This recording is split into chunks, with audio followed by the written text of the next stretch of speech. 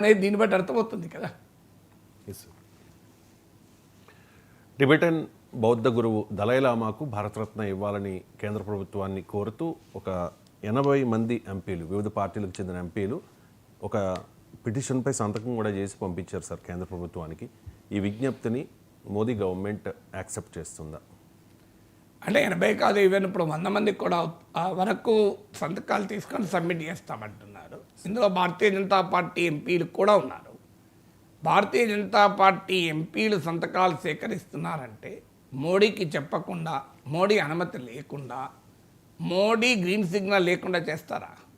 అందువల్ల మోడీ ప్రభుత్వానికి దలైలామాకు భారతరత్న ఇవ్వాలని లేకపోతే తమ పార్టీ ఎంపీలు సంతకాలు చేసి పిటిషన్ ఎందుకు ఇప్పించుకుంటారు?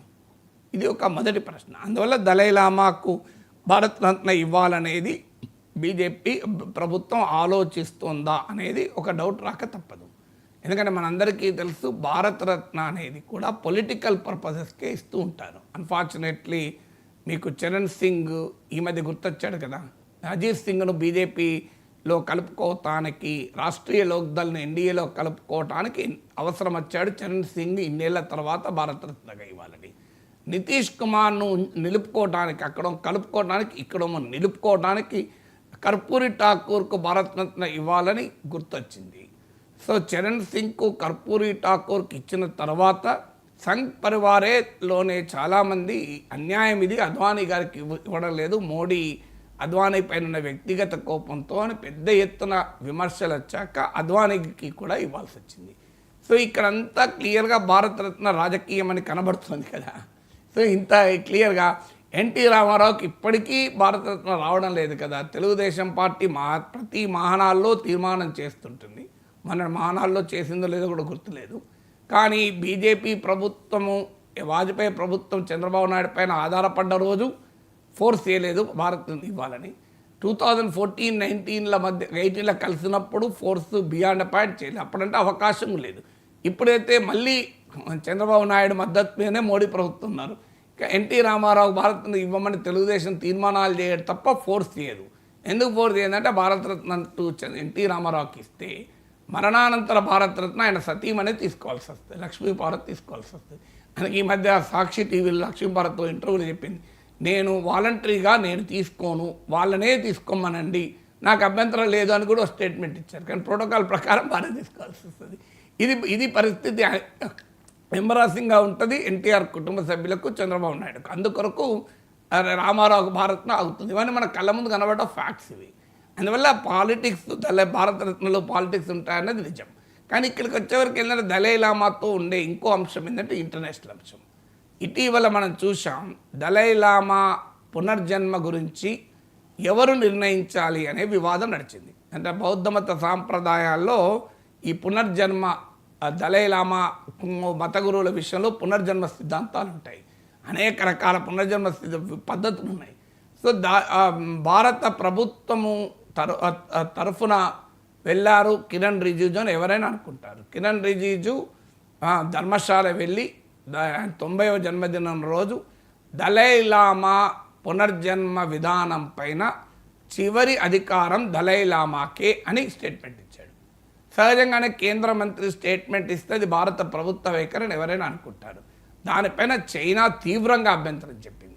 చైనా వాదన ఏంటంటే దలైలామా పునర్జన్మపై నిర్ణయం తీసుకునే అధికారం చైనా ప్రభుత్వానికి ఉంటుంది, ప్రభుత్వ అనుమతితో చేయాలనేది వాళ్ళ వాదన. చైనా గవర్నమెంట్ వర్సెస్ దలైలామాకు మద్దతుగా కేంద్ర మంత్రి కిరణ్ రిజిజు వచ్చాక భారత ప్రభుత్వం ఎటువైపు ఉండాలి? సహజంగా తమ మంత్రి వైఖరిని సమర్థించాలి. కానీ మోడీ ప్రభుత్వం తన మంత్రి వైఖరిని ఖండిస్తూ చైనా ప్రభుత్వ వైఖరిని అనుకూలంగా స్పందించింది ఫైనల్గా.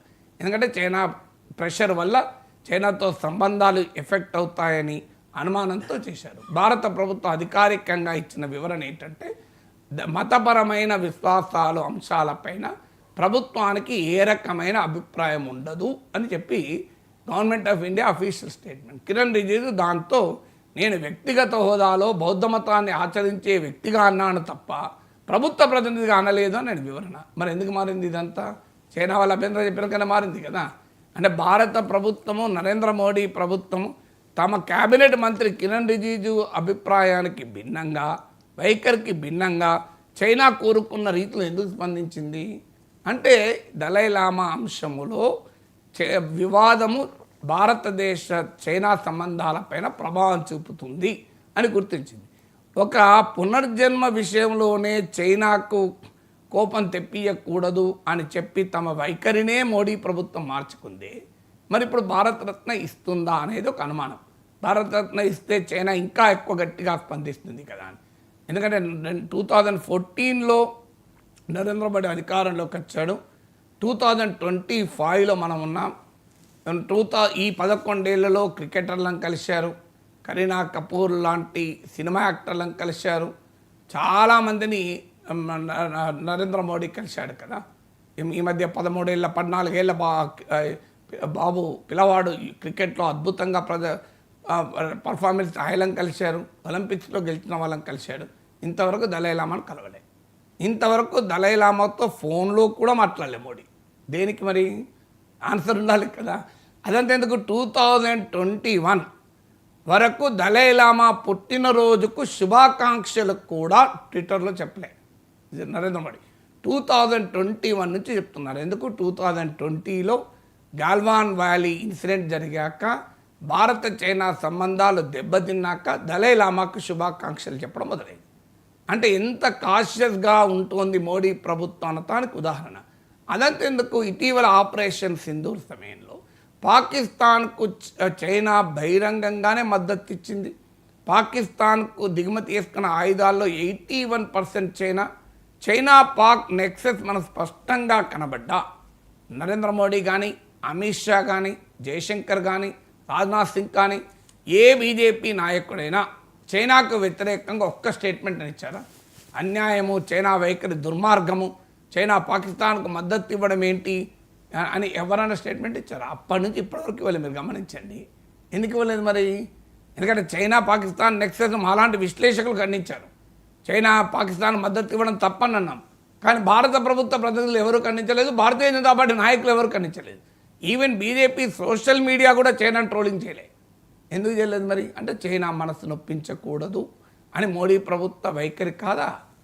ఇవన్నీ ఈ నేపథ్యం అంతా చూసినప్పుడు మరి దలైలామాకు ఇవ్వడం అనే నిర్ణయం తీసుకొని చైనాతో కాస్త ఘర్షణకైనా సిద్ధపడతారా లేదా ఎందుకు అని వదిలేస్తారా అనేది చూడాలి.